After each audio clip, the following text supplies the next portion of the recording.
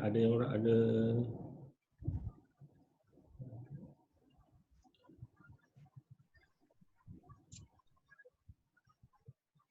Okay. Baik, ini adalah proses milling.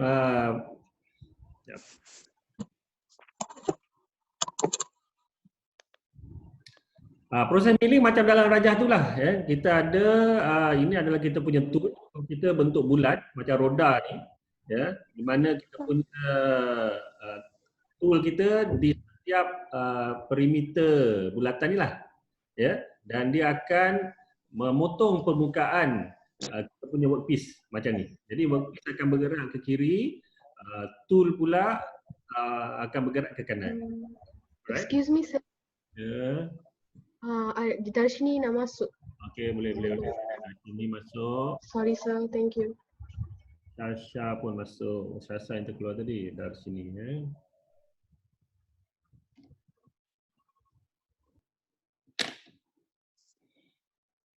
Alright. Ini adalah produk-produk yang kita boleh hasilkan lah, bentuk-bentuk yang kita boleh hasilkan menggunakan proses milling. Ya. Jadi proses milling ni kita boleh hasilkan bentuk-bentuk yang kompleks lah.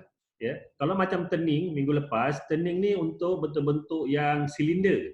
Ya, berbentuk silinder. Sebab apa? Kita punya workpiece kan berputar kan. So yang ni tool yang berputar. Right? So boleh dapat bentuk-bentuk yang kompleks. Okey, jadi dalam proses milling, milling ialah proses in which a rotating multi-tooth cutter removes material while travelling along various axes with respect to the workpiece. So, jadi kita punya cutter ni adalah rotating, ya, dan dia ada banyak tooth. Dia macam gear lah, ya, macam gear, di mana kita punya cutter tu di sekeliling rotating tool tu. Okey. Dan kita ada beberapa jenis lah, ya. Kita ada peripheral milling ataupun dipanggil juga sebagai plane milling. Right? Dan kalau dia punya cutter tu longer than the width of the cut, kita panggil dia sebagai slab milling. Right? So, milling ni dia ada 3 jenis. Iaitu yang pertama ialah peripheral milling. Peripheral milling ni macam rajah tadi yang saya tunjuk. Jadi kita ada cutter ni dan ini adalah workpiece yang kita nak potong. So cutter ni akan berputar, workpiece ni akan bergerak. Ya. So dia akan memotong permukaan atas workpiece kita. Jadi yang belah sini ni dah terpotong lah. Yang ni yang belum. Okay, baik, Atika dah masuk Atika. Azwani Atika. Okey, itu peripheral milling. Nombor 2 adalah face milling. Jadi face milling macam ni, dia punya cutter dia tu mendatar. Ya, nampak tak? Ya, cutter dia mendatar, jadi dia potong secara mendatar macam ni. Yang ni secara horizontal lah, ya, horizontal dia punya cutter. Yang ni dia vertical mendatar. Nampak tak beza? Sir, peripheral milling tu dia untuk tempat surface yang bulat Tak. Ini workpiece kita tak bulat. Workpiece kita boleh macam-macam bentuk lah. Yang bawah ni. Cutter dia ini je yang bulat. Yang ni face milling ni, dia potong muka lah, muka. Jadi face milling ni dia boleh buat banyak bentuk lah. Yang ketiga adalah end milling. End milling macam ni. End milling dia boleh potong mata bagi tu kita belah tepi dan juga belah muka juga. Nampak tak? Yang ni mata dia belah muka dia je. Yang ni belah tepi dan juga belah bawah. Ini end milling nama dia. So kita ada 3, peripheral milling, face milling, end milling. Peripheral milling ni pun, peripheral milling ni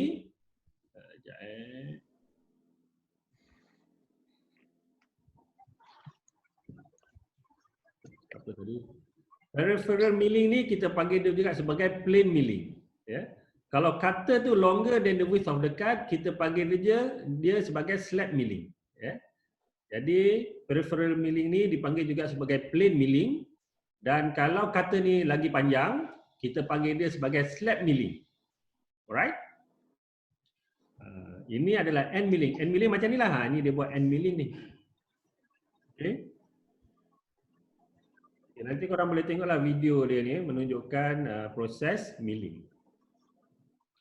Okey, proses milling yang ni untuk peripheral milling ini adalah peripheral milling ataupun plain milling. Untuk peripheral milling ni dia ada dua jenis kaedah cutting, iaitu sama ada conventional milling, conventional milling ataupun climb milling. Conventional milling ataupun climb milling. Ya. Yang belah kiri ni adalah conventional milling, yang belah kanan ni adalah climb milling. Ya. Nampak tak beza dia? Pak. Rotation Dia kata. punya putaran. Dia punya position kata dia kan. Kalau conventional milling, kita kata dia ni dia menaik ke atas. Kan? Oh, dia direction dia lain lah. Ya, naik ke atas. Kalau climb milling ni, direction kata dia ni menurun ke bawah. Ya. So, untuk conventional milling, kejap saya nak buang lah benda ni. Sekejap saya nak adjust mana nak adjust. Okay, sekejap. Susah macam ni. Okey. Saya nak buang benda ni.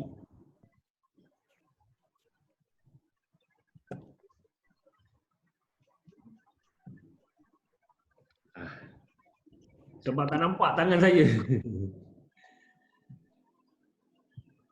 Okey.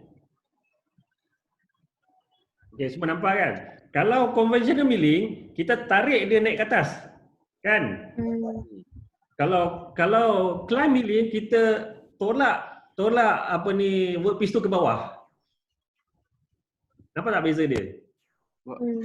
So, conventional milling, ini workpiece kita kan yang warna hijau ni. Conventional milling kita tarik workpiece tu naik ke atas. Climb milling, kita tolak workpiece tu ke bawah. Okey? Nampak Nampak. Okay. So conventional milling ni kita potong di ini adalah bahagian yang kita dah potong. Ini bahagian yang kita belum potong kan? So conventional milling dia akan start daripada bahagian yang dah dipotong. Okay? Nampak? Climb milling kita start dari bahagian yang belum dipotong. Ini bahagian yang belum dipotong kan? So dia start daripada bahagian yang belum dipotong. Conventional milling dia start dari bahagian yang sudah dipotong. Nampak beza tu? Okey? Okey. So siapa yang pernah buat kerja menyangkul tanah? Syarul pernah menyangkul? Pernah? Menyangkul boleh buat macam-macam kaedah. Satu, kita cangkul start daripada bahagian yang kita dah potong, dah cangkul. Kita boleh juga cangkul dari tanah yang kita belum cangkul lagi. Nampak tak? Nampak. Okay, right. So, ada dua perbezaan dalam proses milling. Yang ni untuk plain milling lah ataupun peripheral milling. Okay. Alright. Parameter dalam proses milling dia berbeza dengan proses conventional cutting macam turning tu tak sama. Ya. So dalam ni kita ada depth of cut. Depth of cut adalah ini. Nilai D kecil ni. Berapa ketinggian daripada kawasan yang belum dipotong dengan kawasan yang dah dipotong. Okey, Syauqi dah masuk. Itu adalah depth of cut. Lepas tu kita ada feed ni ataupun feed rate. Ya. dalam milling ni kita panggil feet per tooth. Ya, itu berapa banyak dia bergerak ke kanan untuk satu gigi, satu tooth ni. Itu adalah F ya, feet per tooth. Okey, Muhammad Najib dah masuk. Mana Muhammad Najib? Najib. Mana dia Muhammad Najib? Oi, Mukris. Ganti dengan bapak dia ke? Pakai bapak dia punya Zoom. Yes. Alright. F ni F ni adalah feet per tooth. Berapa banyak dia bergerak ke kanan untuk satu gigi. Alright. V ni adalah kelajuan workpiece bergerak ke kiri. Lepas tu kita ada TC ni. Chip depth of cut TC. Dia TC ni berapa tebal chip ya TC. Itu dia tunjukkan kat situ lah. Right. Dan kita ada diameter cutter dan juga RPM. N ni adalah RPM. Alright. Kemudian kita ada LC ni adalah cutter travel distance LC. Ya. LC ni ialah dia start daripada tooth yang paling bawah sekali sampailah tooth yang mula-mula kena workpiece. Itu ialah LC. Ya, cutter travel distance. Right? Ya. Dan ini adalah diameter lah. Boleh? Boleh. So kena ingatlah tu dia punya parameter. Dia tak sama dengan parameter two dimensional cutting yang kita belajar minggu lepas. Right? Itu adalah untuk turning. Okey. Jadi tadi saya dah sebut dah berkenaan dengan conventional milling ataupun kita panggil dia juga sebagai up milling. Okay. Up milling. Kenapa up milling? Sebab kita tarik workpiece tu naik ke atas. Right? Okey. Untuk conventional milling, maximum chip thickness is at the end of the cut. Ya, dia punya chip dia at the end of the cut. Ya, jadi kalau awak tengok ni untuk up milling, dia punya tebal dia adalah belah sini. Ya, kita start daripada sikit pergi ke tebal. Right? Kalau climb milling, dia start daripada tebal pergi ke sikit. Okey, itu beza dia. So untuk conventional milling, maximum chip thickness is at the end of the cut. Okay. Advantage untuk conventional milling ni adalah tooth engagement is not function of the workpiece surface characteristic. Sebab apa? Kita potong start daripada kawasan yang dah dipotong.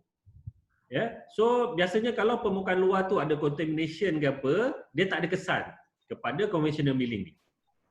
Right? Sebab kita start daripada kawasan yang dah dipotong. Yeah. Cutting process is smooth, yeah, tapi tendency for the tool to chatter. Ya, sebab apa kita angkat workpiece tu. Jadi workpiece tu dia boleh bergetar. Right? So the workpiece has a tendency to be pulled upward. Ya, jadi dia kena proper clamping. Workpiece kena diikat betul-betul. Boleh faham ya? Boleh. Ni climb milling. Climb milling adalah yang kedua kan, yang kita tekan dia ke bawah kan. Okay, climb milling cutting starts at the surface of the workpiece. Ya, dia bermula daripada workpiece surface yang belum kita potong. Dan dia ada downward compression of cutting force hold the workpiece in place.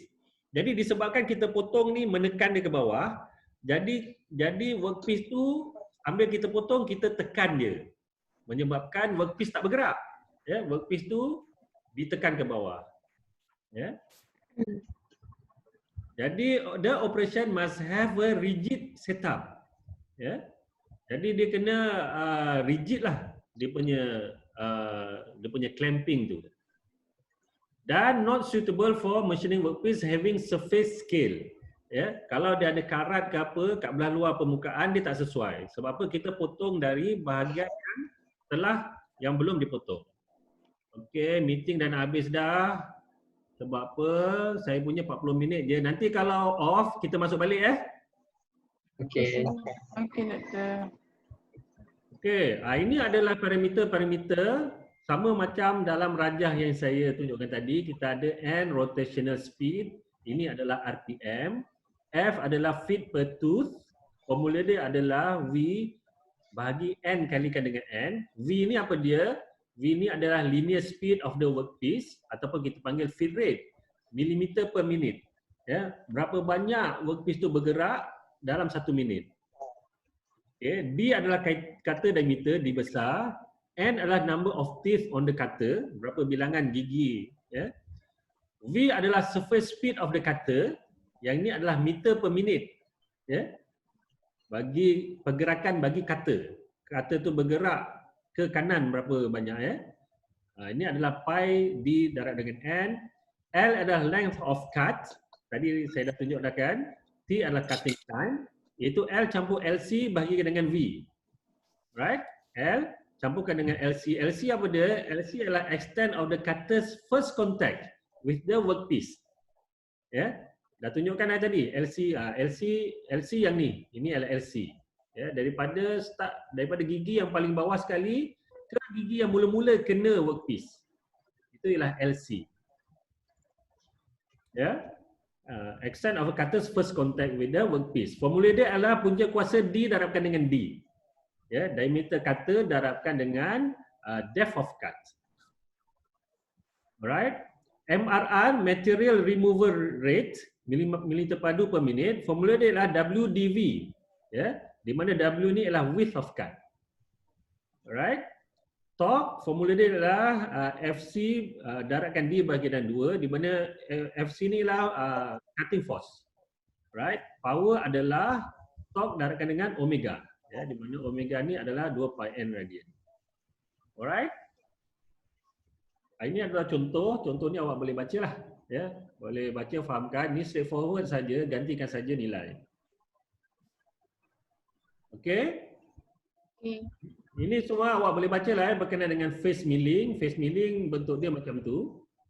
Ini adalah face milling mana face yang memotong cutter tu. Ya, bukannya tepi. Alright? Okay. Ini adalah cutter bagi end milling. Okay. Kita ada lagi jenis-jenis pemotongan seperti dalam rajah ni. Right? Kita boleh potong juga T-slot. Ya. Ini masalah-masalah troubleshooting. Ya. Kita ada juga design guideline. Awak boleh baca ya, design guideline ni. Okay. Ini adalah jenis-jenis mesin bagi proses milling. Ya.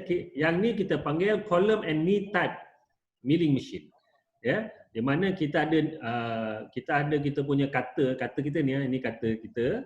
Ini untuk kalau ini untuk plane milling lah, ya. Cutter ini adalah kita punya workpiece. Workpiece ni diikat menggunakan magnet lah, ya. Pada kita punya ni.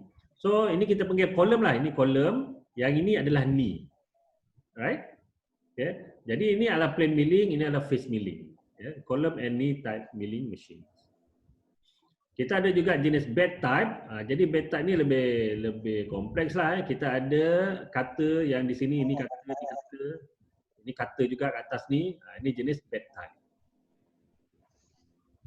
Ini adalah kita ada juga 5 axis. Alright. Jadi itulah berkenaan dengan milling.